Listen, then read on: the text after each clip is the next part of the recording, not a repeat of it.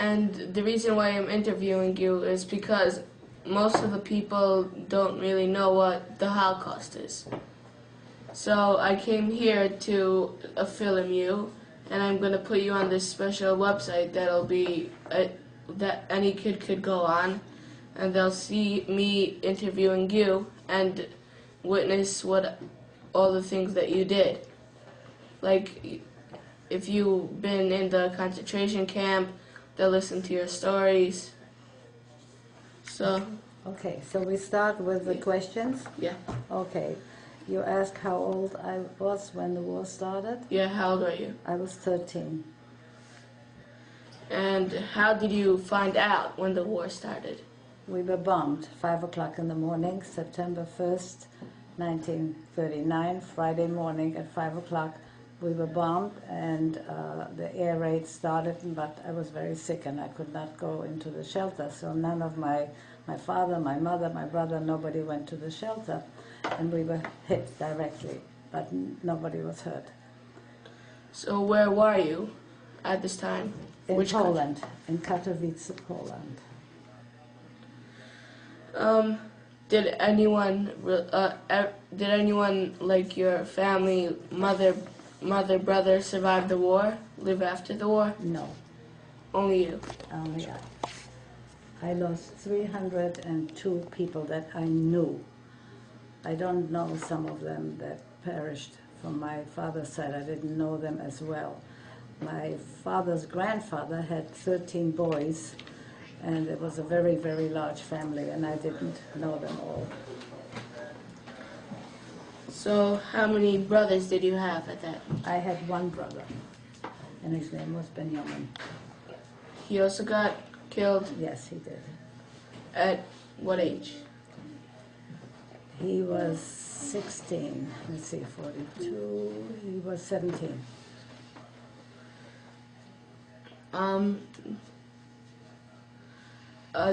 Which camp were you taken to?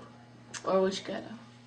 Which city? Well, I was in a ghetto, which is a very small town where my grandparents lived. We left Katowice and we got to Brzostek, which is a small town in Poland.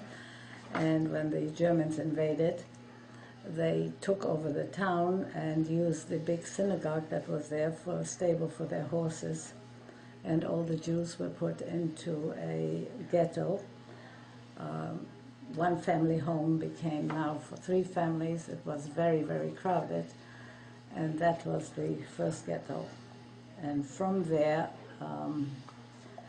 in 1941, my mother, my little cousin, and I got to Pustkov, Camp Pustkov, which I am sure you never heard of, because it was only a concentration camp for people who could work, and they were taken to work outside of the camp. And then in 1942, it was liquidated.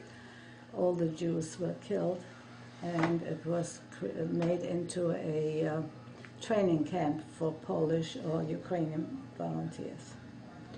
So where were you when all the Jews got killed over there? I was in the woods. My mother, my little cousin and I, we escaped and we lived in the woods. We thought we would be able to connect with some partisans or some people.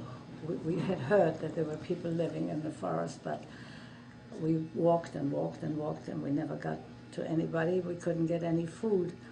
And then we knew about Pustkov, and we felt that it was better to die with the other family members than to someplace in the woods where nobody would know that we even existed, where the animals would probably get us. So how did you manage to live in the woods? We had no food. We had no water. There were some berries that we were able to pick. It was early spring. There was very little. My mother tried going to the farmers, and she would leave us sitting in the woods, and she would go out to the farmers thinking that maybe they will give her some food. Some did, most of them did not. At the end, they sent the dogs after her, and so we knew we couldn't stay there. There was no way that we could continue to stay there. So why did you leave after the woods? We went into Camp Pustkov, and there we were illegal. We got in when the workers came back from the factory. We mingled in with the workers, and as we got into the camp, all the workers were told to, create a circle, and they were counted to make sure that everybody was there. Now, all of a sudden, there were 3 extra people there. So as we're standing there and not knowing what to do, we didn't know anybody. We knew there was family in the camp, but we didn't know where. Right in back of us, we hear a voice say, "Go into the barrack in back of me and crawl under the planks of wood," which was for sleeping. So we went in back, got into the barrack, and hid under the planks of wood. And then they came in, all the workers came in, and there were 4 people to one of these so-called beds. And this voice that we heard was a very familiar voice, but we weren't sure. So we hear her say, "People," she was talking Yiddish, "we have 3 souls to save." And so then she pulled us out, and it happened to have been my mother's cousin. Mm. And then we were hoisted up into the attic. It wasn't really an attic, it was, again, the roof was made of tin. It was a tin roof, and then there were planks of wood to create a ceiling. So we were hidden in that crawl space. I don't know how long. All I know is that we were there. We left Brzostek. We got into the woods. It was a week before Pesach. And we got into the camp. I don't know the time I spent in the woods or the time in camp, because everything kind of mingled. I escaped from camp. It was the first week in September. So there were a period of 3 months that I have absolutely no recollection. I mean, I know where I was, but I didn't know the time of day, didn't know what it was. And I got very sick. I was a very sickly child, and I had a very poor immune system, you would say today. And I got dysentery, which was the killer in the camp. And my mother had made contact with my uncle, her brother, who was in the camp but in a different part of it. The men and women were separated. And we also discovered that a girlfriend of mine was also in the camp, a very close friend. And so my uncle created false birth certificates. And we found out, or he found out through somebody, he made a certificate for me and for my girlfriend. My little cousin was too young. She was 5 years younger than I. I was 16 at the time. 15. Yeah, 15. And my little cousin was 11, so they couldn't do anything. And I told my mother, I am not going anyplace. I am not leaving. I am afraid. I'm not going by myself. What am I going to do?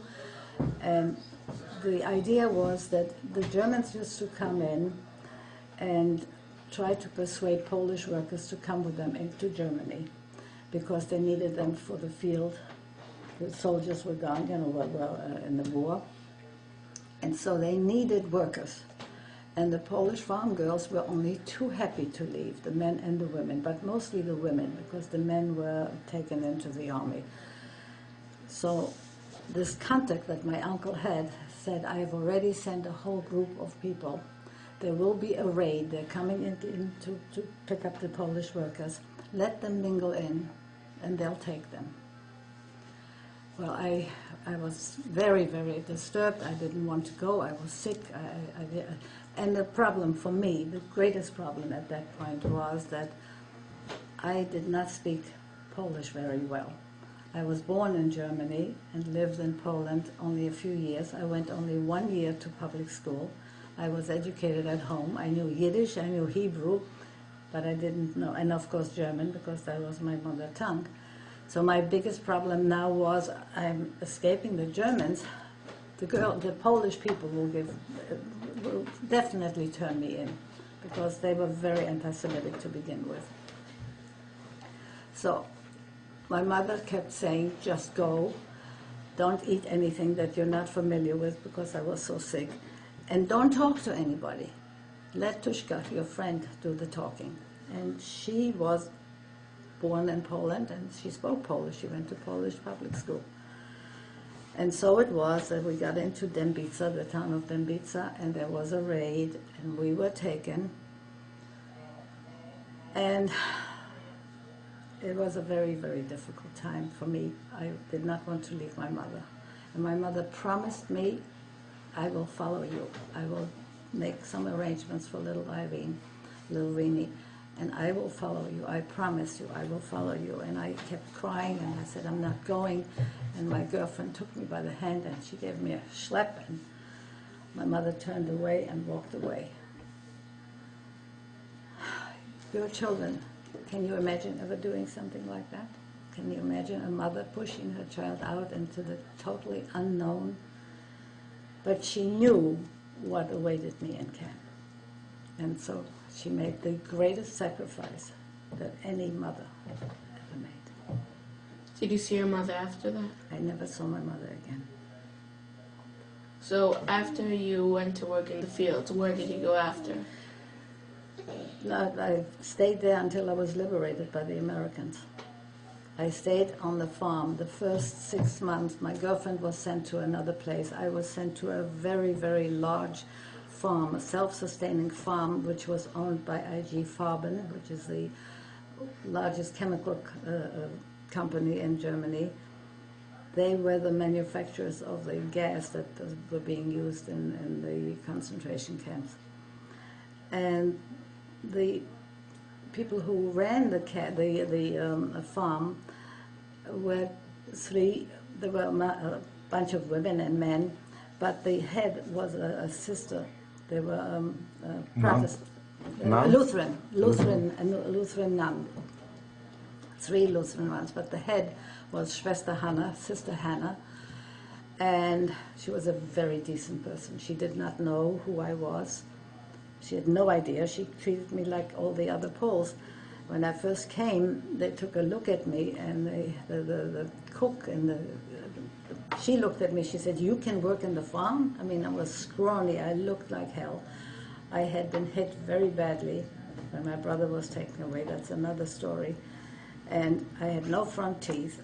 I was emaciated, and I probably looked like death warmed over. And she looked at me and she says, "What are they sending me? This is supposed to work in the farms? Who is this? What are they doing?"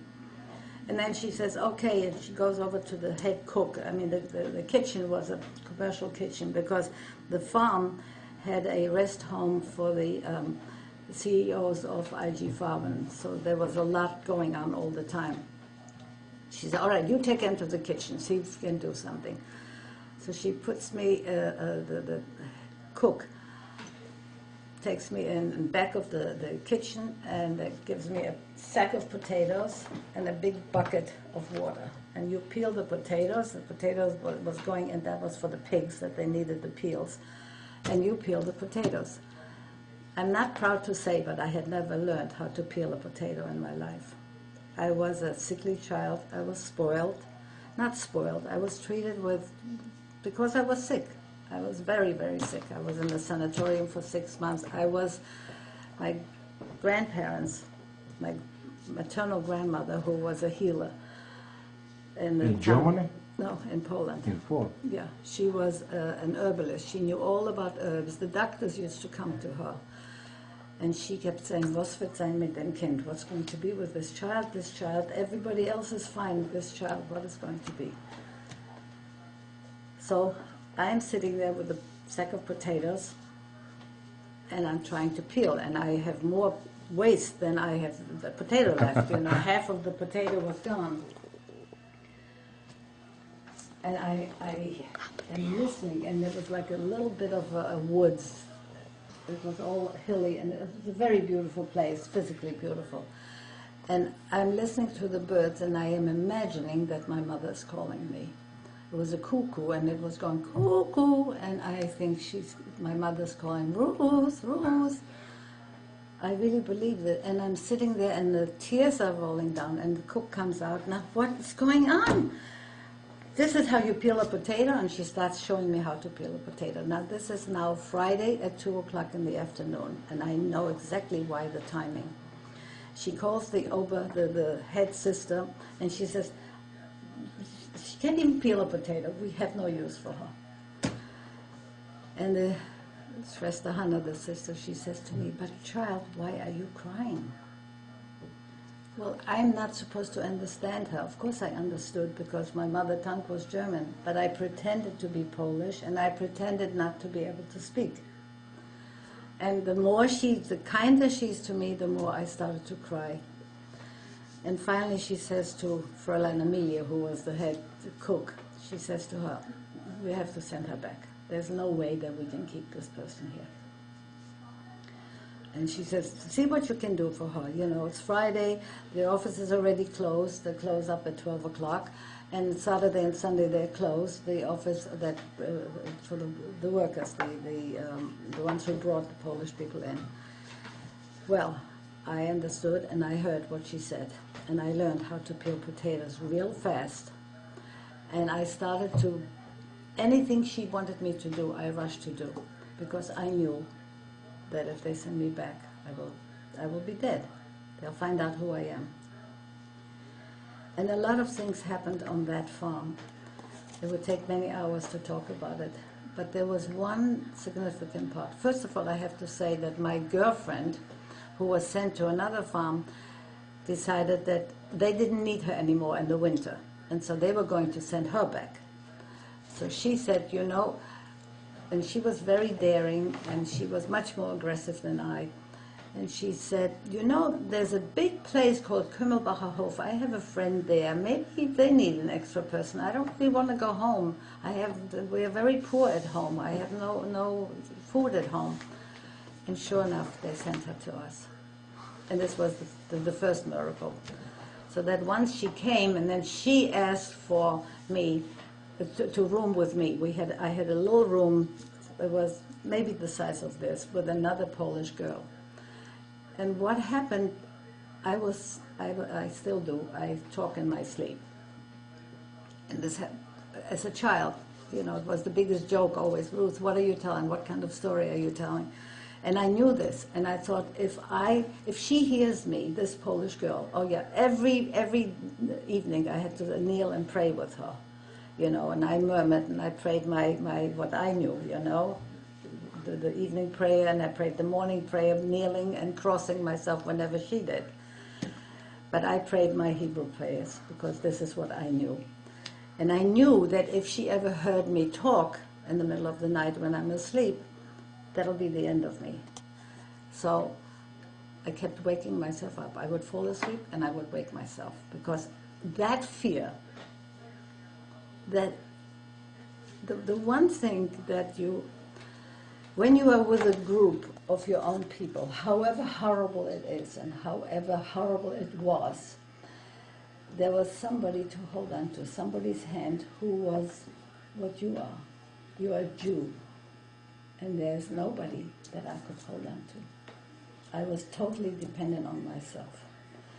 When my girlfriend came, and she knew what my problem was, she knew that I wasn't going to speak, things began to change. After a while, nobody paid attention, but she would wake me up to make me speak, because she was really afraid that I lost my voice. There was another girl, there were 12 of us. There was another girl, also a Polish girl, who was also one of the workers on the farm. And she was from the Ukraine. Her name was Marusha. And when we worked in the field planting, she would always somehow manage to be close to me. I don't know why. And she was always whistling. She was either singing or whistling. And she was always near me. And if I had to carry something very heavy, she says, come, I help you, I help you. She was a strong girl. And we were planting once, and bent over, and I hear her whistling the Hatikva. And without realizing what I'm doing, I jumped up And I looked at her, and then quickly, put myself back down, and I'm busy with the plants and all that. And she winked at me. She went like this. And from that point on, I knew who she was. She was another Jewish girl. This was before my girlfriend came. About 3 weeks later, not more than that, I don't know the exact time, but it was very closely afterwards. I also went by the seasons, I knew I thought when it was Rosh Hashanah, when it was Yom Kippur, I thought in those terms. We came to breakfast, and she's not there, Marusha's not there. And the head sister comes into the breakfast room where the workers were eating. And she announced, Marusha will no longer be with us. She was an enemy to the fatherland. So one of the girls that was there when she whistled, she must have somehow suspected it and realized. And she told the authorities about her, and they took her. I did not have 1 minute that I was not afraid. You will never in your life know such fear. When people ask me what was the strongest emotion that you had during the war, it was fear. Constant fear. Constant. Day and night. You never stop. You think somebody is watching you. Somebody is there all the time. Because you are not who you really are. And you're alone. So after the first 6 months, when my girlfriend came, things began to get much easier for me, emotionally. All kinds of other things happened. We won't go into many of the details because it would take a lot of time. There was another Jewish girl who came to the farm, so now we were 3. There were bombings. There was hand-to-hand fight when the Americans came. The tanks were rolling all around us. There were bombings all night. Continuous shelling, bombing, that's all. Did they realize who the workers were and who the enemy? They had no way of knowing. So now the Americans come, and they come up to the farm. The farm itself was a beautiful location, and so we worked in the guest house and the building that was part of the farm, and was sort of on a hill. And when the Americans came, they went into the office and they told the head sister, I want everybody, all the German workers, the chambermaids, everybody line up outside so that we can see who is here. And so there's a jeep that came up, and as we're lining up, I'm about this far from the jeep when my lamp is. And I think that I look at this there was a lieutenant, I didn't know what he was, captain, lieutenant, it was all the same to me. And he comes out, and I hear him talking to the driver, and then he starts walking, and he comes to the first one in line, and little by little, and he had a Magen David, the Star of David, in his lapels and on his cap. Now, what do I think? I know no news, I heard no radio. That's a Jewish army. The Jewish army is here. What else is there? I mean, why would they have a star, And I'm holding my girlfriend's hand, and I'm squeezing her hand, and I'm going like this, showing, look, what is this? The lieutenant didn't realize it. The driver in the jeep saw my reaction. His name is Dave Tansman. He's my very, very close friend still.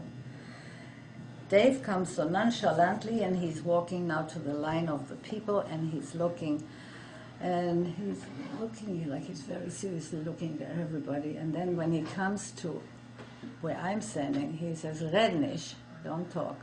Ich komme zurück, I'm coming back." I'm saying to myself, who am I going to talk to? And my friend and I, we were standing there, and well, we were sure that this is something very, very special, only created for us. We were kids, 19.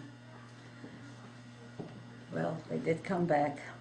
The first thing they announced, there was other incidents, I won't go into it, but the first thing they announced after this, when they came up, they said, "You are all free. not just us, the three Jewish girls who nobody knew we were Jewish, but all the Polish girls. Do you know what that means? You're free to leave, you're free to go, you're intoxicated with that word, freedom. You're free when you haven't been free for all these years. The next day at breakfast, the girls in the room we were having breakfast, they all said, now this is 5 o'clock in the morning. We never, they started at 5. We're free? What are we doing here? Why should we be working for them? Let's go. And we left everything and we walked out. Stupid, we had no food, we didn't know where we were going. We were free. Not a penny to our name, nothing. No papers, no money, nothing. This, what I was wearing, this is how we walked out.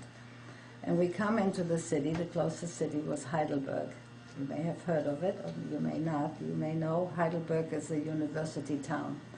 It was the only city in Germany that was never bombed because it was an American, the university was partially American, had a lot of foreign professors and teachers. And they knew about it. Why, all the war they kept all these foreigners? I'm sorry? All the wartime they kept all the foreigners as the teachers in universities? They were there. Yeah? Oh yeah, they were still there. They were still there. As a matter of fact, the person who taught me English was from London. She was a professor of English, and she had a contract and she stayed there. They were never bombed, nothing ever. The bridges around there were bombed, but the city itself was never bombed. We come to this city of Heidelberg. Where are we going? We don't know where to go. We have nothing to eat, no shelter. So we walked to the railroad, and there were the cattle cars, and they were open and empty. We decided, well, we'll get into the cattle cars, and we'll see. Tomorrow morning we'll go and see what's going on in the town. The Americans were there already. They had already, the Germans were, it was before they capitulated, but it was towards the end. It was April, and May 8 was the end of World War II. In the morning, there's a knock on the door, on the doors. We had closed the doors, and there are 2 soldiers with their bayonets, American soldiers. Out, everybody out. What are you doing here? Well, nobody, they didn't speak, we didn't speak English. Nobody understood what they were saying. So one of them starts talking Yiddish, thinking that we know German. Well, I'm not going to now tell my girlfriends that I know Yiddish, so we made like we didn't understand. So the other guy looks at us and he says, in Yiddish, he says, come, we'll get you food, come with us. Well, the girls wouldn't move, nobody would go. And my girlfriend, the aggressive one, she said, let's go. So she and I decided to go. The other said, you'll get killed, you'll never come back. We decided to go because we knew these were Jews. We come into we have not told them, this is still not part of something that they knew. We come into the town, and the first apartment house we go into, they knock on the first door, and there's an old German woman. She was a grandmother, an old. And when she saw the 2 soldiers with the bayonets drawn, with the rifles, she started, please, I'm not a Nazi. I'm an old lady. I lost my husband. I lost my son. I'm not a Nazi. And she's pleading with them. And they go, geh weg. They push her, go away. And then they say to us, the girls, we're standing there, geh nem, go take. And they point out clothing, food, go take. My girlfriend and I looked at each other, and we looked at this woman, and we turned away and walked away. We never went into the house. To me, when I talk about the Holocaust, this is a very important part. Because what I was before, what I was taught in my home, like you children, I could not do any other way. I never lost my sense of where I belonged, who I was, what's moral, what's correct, what's incorrect. That's the most important part. The soldier who spoke very good Yiddish, they didn't know what we were doing. They came out afterwards, and he's saying, "What are you doing? What are you doing?" And he's talking Yiddish now. And then I understood and answered him. And they looked at, his name is Bialik, by the way. Never forgot his name because I have pictures, we're still friends. He said, "You know, I was brought up in a Jewish home.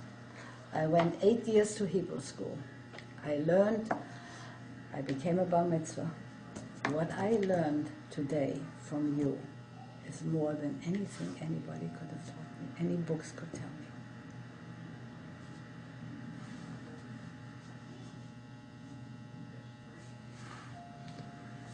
Thank you. You're welcome. Do you have any more questions? No. Why not? Story, some kind of story. You have no question? You want a question? Tell them a story, how you survived. What other stories I should tell How you survived in the camp, something. How do I survive? Well, in the camp I was hidden. You're hidden. Hidden. That was, in that crawl space we were hidden. And they used to share their meager food rations to us. They passed the bucket so that we could, go to the bathroom. And they kept us hidden. And every night we heard people being caught, and we heard shots and screaming. We knew people were killed. In the camp, there was this unity amongst the people, at least in the barrack where I was. There were, I think, 80 or some people in the barrack. You can't describe that. Because we were all in a situation that was, but we had no power. The only power we have was being with a group, being with us. I saw my grandparents killed in front of my eyes. And why? Because my grandmother refused to cut my grandfather's payas and beard. My grandparents were very religious, Orthodox people. My grandmother had a sheitel. She was known as the healer in town, highly respected. When they lined up the men with the payot and the beard, they got scissors and told the wives or daughters that they have to cut the beards. And my grandmother, who had just seen her 2 grandchildren killed in front of her house, she looked at grandfather. His name was Bezalel. Her name was Ruda, and he was Bezalel. She looked at him, and she said, "Ginig, enough. No more. Ginig." That's all. She didn't go into any details. And grandfather took her hands. He was sitting on the chair, and he looks at Takya. "Sishen ginig." Yes, it's enough. And then the SS. The SS, by the way, I don't know if you know what they are. You know what they are. Okay. He starts poking my grandmother in the ribs with a scissor, big scissor. And he says, "You Jewish whore," he's talking in German. "Do what I tell you to do." And my grandmother looks at him and keeps shaking her head.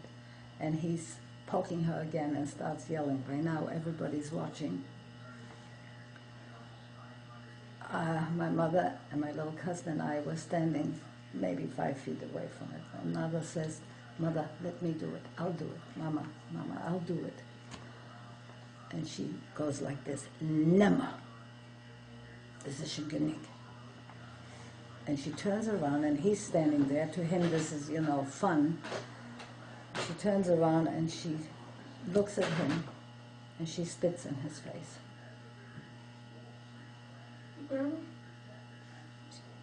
Yes, the grandmother. The grandmother, my grandmother, Ruda, my beloved grandmother.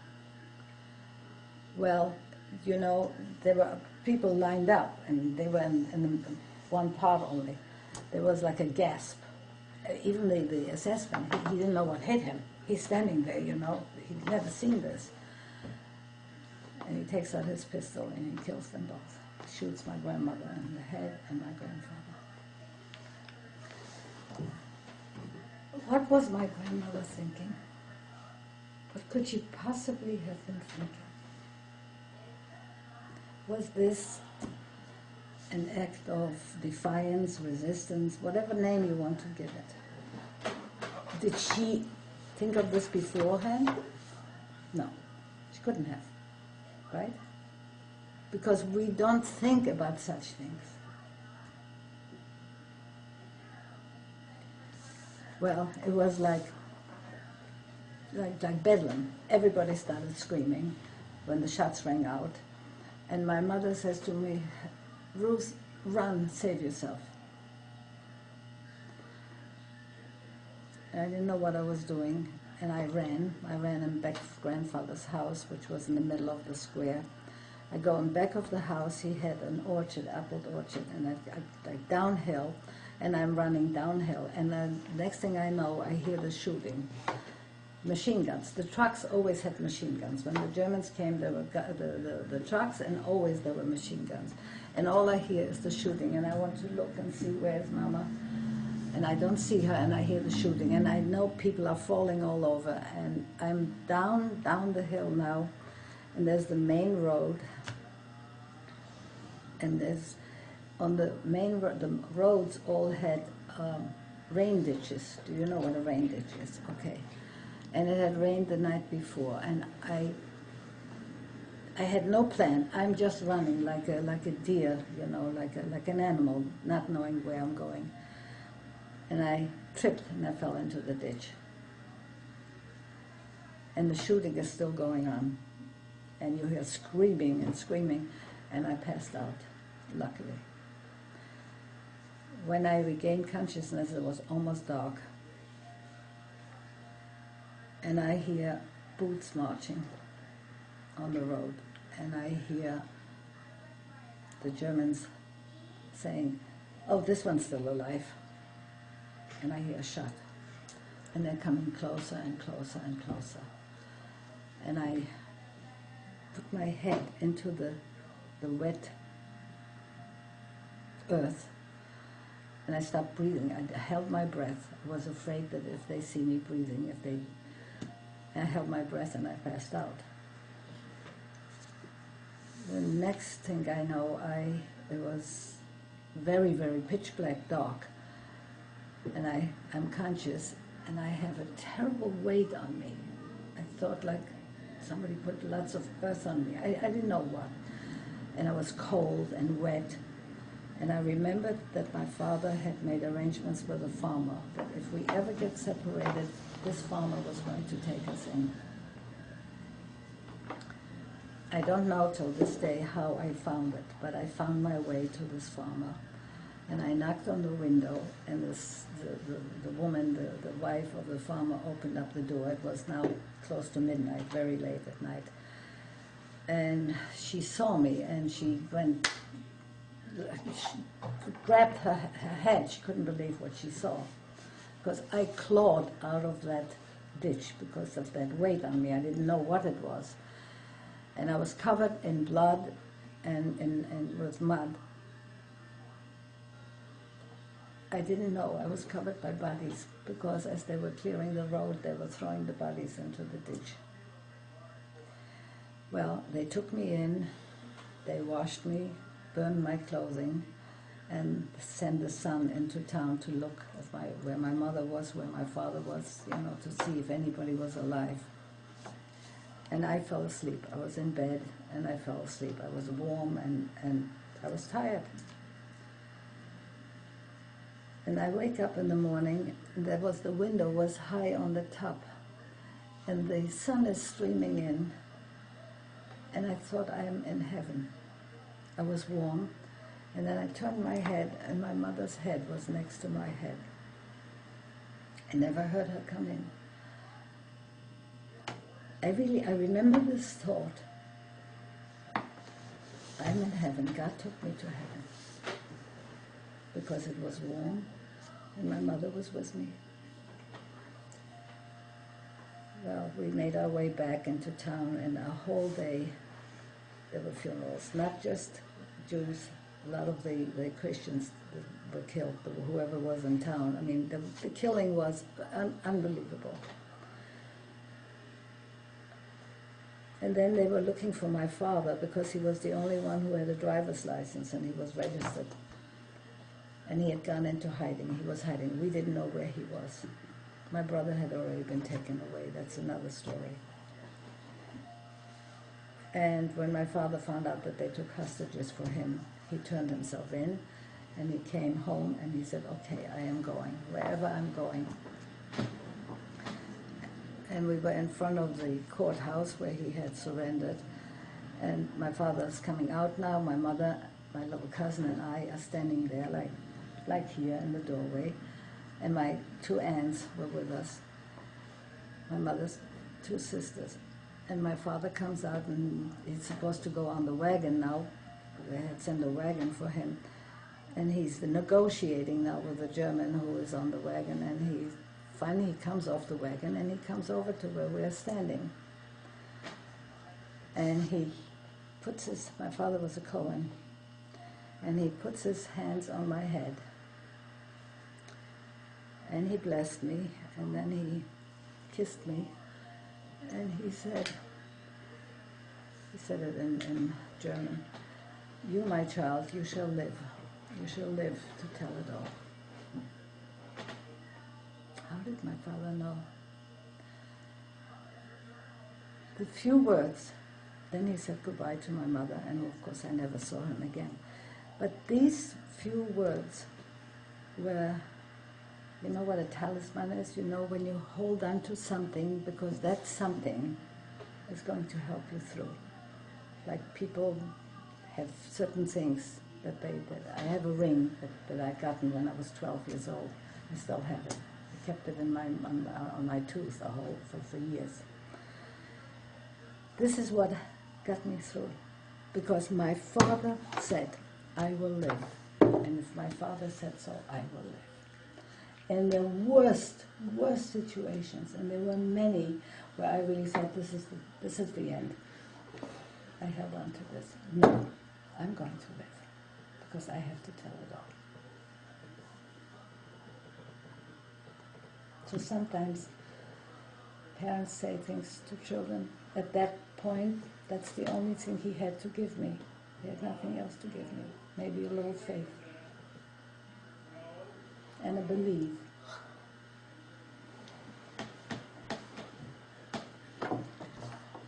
After you were liberated, you went back to your city, or you never went back there after liberation? I couldn't go back to Poland. Couldn't get a visa. Couldn't leave.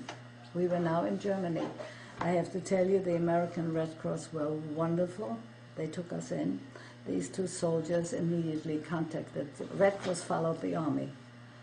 Wherever the American army went, there was the American Red Cross following them. And American Jewish Joint Distribution, which was another organization which I eventually worked for. They were wonderful.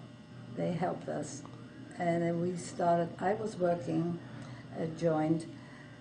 People used to come in and register. The first thing I did is register with American Red Cross, looking for people. Everybody was looking. And I was registered with UNRWA, with American Joint, and Red Cross, the Jewish Welfare Board. But you tried to look for your relatives to survive? I didn't know who was alive. I thought, I was hoping that they were all alive. I knew my grandparents were killed, but I didn't know about where my brother was, where my father was, where my mother was, my little cousin. I had no idea. And as people came into the office, my job was to register them and to compare. It was whoever. Yeah, that was before computers. There were no computers yet. We were lucky we had a typewriter. And all the other organizations where people registered communicated with each other, by mail, and found out that this cousin who took us in the camp, she survived, my mother's cousin. And we started looking for her daughter. She had a daughter, and she left the daughter with the nuns in a convent. And they said, we will take she was 3 years old, we will take her if you let us baptize her and make her into a Christian. And she said, yes, take her. Take my child. Well, when the war ended, one of the nuns saw a man walking through the town where happened to be there, and she recognized that he was Jewish. And she said, you know, I have a Jewish child here. You want to take the child? He was looking for his wife and 2 children. And they didn't survive.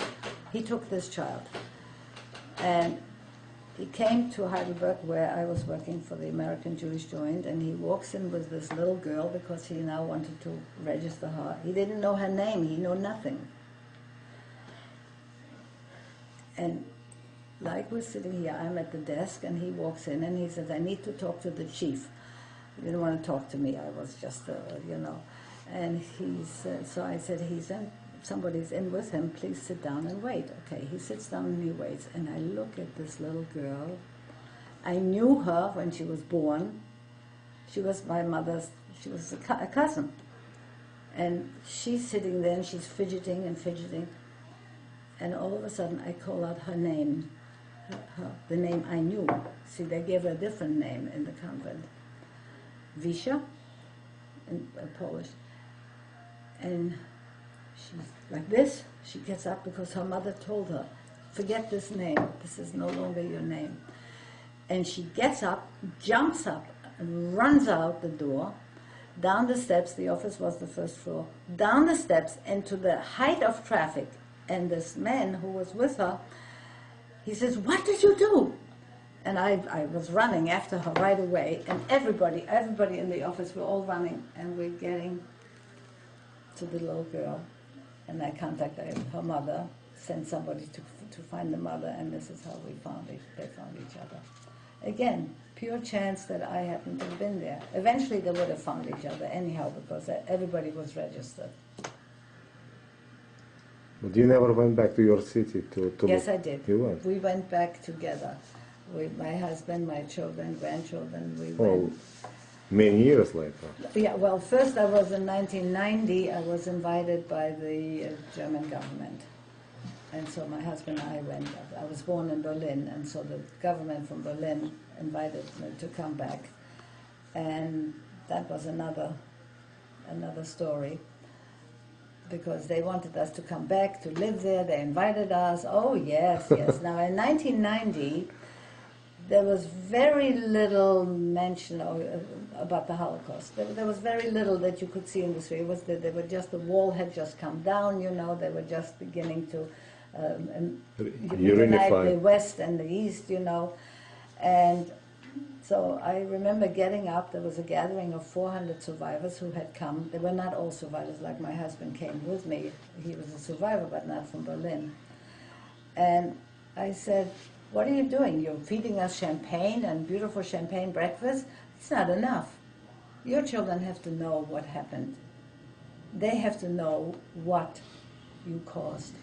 Then you can invite us with our children. Then maybe our children will have something to talk about with your children. Until then, don't give us champagne. That's not enough. I can tell you that we went back 17 years later, 1987, because we wanted to go back. Oh, there was a German family that first time in 1990 who wanted to meet survivors. They had applied to the people who ran this return, sort of, you know. And so they asked us, do you want to meet a contemporary German family? And we talked about it, Irving and I, and we said, yeah, let's see what they got to do with us. And I asked him, as soon as we met the man, he came to pick us up in the hotel, why are you doing this? Why are you inviting me? What's in it for you? So he said, you know, my daughter, when she graduated high school, went with her church group to Israel. And they took her to Yad Vashem. We didn't know anything. We didn't know. They were younger. They were much younger than us. We didn't know anything. And she came back. She was a different person. All the children that had gone. And she went to the grandfather who was in the war, in the army. And she says, grandfather, where were you during the war? And he yelled at her, "None of your business." And he yelled at his son, and he says, "I told you not to let her go." So we are still corresponding. We saw them in Germany again. These are very, very decent people who feel the guilt of their fathers. So then we went, as I said, we went back. We went to my husband's place, to Vilna. We went to Krakow, we went to Warsaw, we went to Auschwitz, Birkenau. It was my 3 children and some of the grandchildren. And now the little town, when we were there in 1987, I tried to find a cemetery, no stones, nothing. And so while we were standing in the town square looking, you know, I'm showing my children, this is where my girlfriend lived, and this is where my grandparents lived, my aunts, uncles, the whole Oh, the town. houses are still standing. Perfect. We went into grandfather's house. It was a big house. It was a 4-bedroom house with 2 kitchens, you know, big house. And a nice piece of land in the back with the apples and whatnot. He had a vegetable garden. So now it's a 2-family home. So when we went there, the woman she opens the back door. I went to the back because I wanted to show the children before we knocked on the door even. She came flying out. "I have papers. I bought this house. It's my house." "Would you buy the house from my grandfather, who was dead?" And so she says, and she's all upset, you know.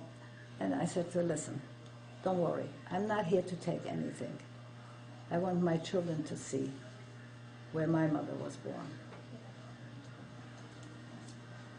So we had many, many experiences. She became my best friend after that, you know. When we were leaving, she said, "What a pity that you're so far away. We could really be good friends, couldn't we?" I'm thinking to myself, yeah, now you'll be good friends? I can tell you when they took my brother away, perhaps that's the only other incident, and I think it's time. Is it time enough? No, it's fine. I just leave it to him like that. Oh, okay, because if it's, too it's much, fine. No, What? it's fine. you tell me. No, it's fine. Okay. This was the first that happened. We were in the ghetto and things were pretty good. We were crowded and everything. And then one morning, it was in March 1941, we were still in bed, it was still dark out, and the SS are there and they're banging on the doors. Everybody out of bed, line up in this town, in the square, men and women. What's SS? SS. SS. German. The SS is a special, like a police, who were trained to deal with the Jewish problem. You know, that was a special commando unit, you know. They were brutal, very brutal. Very bad people, if you don't know the word brutal. And anyhow, we came out, and my brother didn't have time. My brother slept on the floor. We didn't have enough room. And he just grabbed his pants, put on his pants, and he was in his pajama jacket. And we went to the square, and they were lined up, and I was like here, and my brother here, and all the men on this side. And this is where the house where we stayed. And I see the trucks are in the middle, and then they're going around, and they're pointing, you come, and I see they took my brother. And my mother's holding my little cousin, and I see my brother is gone, and I look at him on the truck, and he was only wearing a pajama top, and it was cold. March in Poland was cold. And so I ran out from the line where I was, went into the house, grabbed the piece of bread, part of a loaf of bread, and wrapped it in a jacket. And I'm running now in back of the people, and I'm going to the truck. And he saw me coming because he was on the truck standing there, and I threw the jacket to him with the bread, and he caught it, and he went like this. And at that moment, the SS man who was guarding the truck turned around, saw me. I didn't run away fast enough, and he smashed me with the rifle butt in the face. He broke my nose, my front teeth were knocked out. And I was a slight little thing, I was not a big person, and I went flying. The impact was so strong, and I went flying, and I my head hit the cornerstone on the street, and I was bleeding, and I passed out, luckily. And then I woke up, my mother was holding me, and my grandmother had twisted my nose back into place, and holding a rag, you know, I was bleeding a lot. And I heard the trucks drive away. And I heard the young voices singing the Hatikva. And that's the last time I saw my brother. Thank you. You're welcome. It's a long story. Now you have to leave your husband.